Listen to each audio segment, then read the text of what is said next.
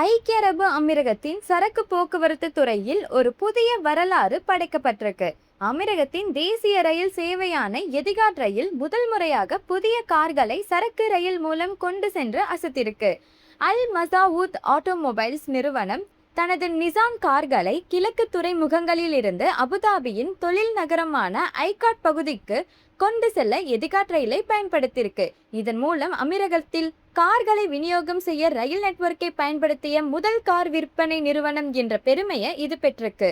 இதுவரை எண்ணெய், எரிவாயு, கட்டுமான பொருட்களை மட்டுமே கொண்டு சென்ற எதிகாட் ரயில் இனி கார்கள் போன்ற அதிக மதிப்புள்ள பொருட்களையும் கொண்டு செல்ல தயாராக இருப்பதை இது நிரூபிச்சிருக்கு.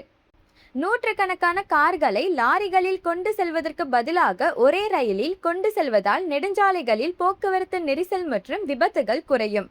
சாலை போக்குவரத்தை விட ரயில் போக்குவரத்து மிக குறைந்த அளவே கரியமில வாயுவை வெளியிடுவதால் இது அமீரகத்தின் நெட் ஜீரோ 2050 இலக்கிற்கு பெரிய பலமாக அமையும். 900 கிலோமீட்டர் நீளம் கொண்ட இந்த ரயில் பாதை முக்கிய துறைமுகங்களையும் தொழில் மையங்களையும் இணைப்பதால் பொருட்கள் மிக விரைவாகவும் பாதுகாப்பாகவும் போய் சேரும். அமீரகத்தின் போக்குவரத்து துறையில் இது ஒரு புதிய தொடக்கமாகும். இனி வரும் காலங்களில் பல கார் நிறுவனங்கள் மற்றும் வர்த்தக நிறுவனங்கள் தங்களது பொருட்களை கொண்டு செல்ல ரயிலையே அதிகம் பயன்படுத்த வாய்ப்பிருக்கு. மேலும் இது போன்ற லேட்டஸ்ட் ஐக்கிய அரபு அமீரக செய்திகளுக்கு நம்ம கலீஜ் தமிழ் சேனலை சப்ஸ்கிரைப் பண்ணுங்க.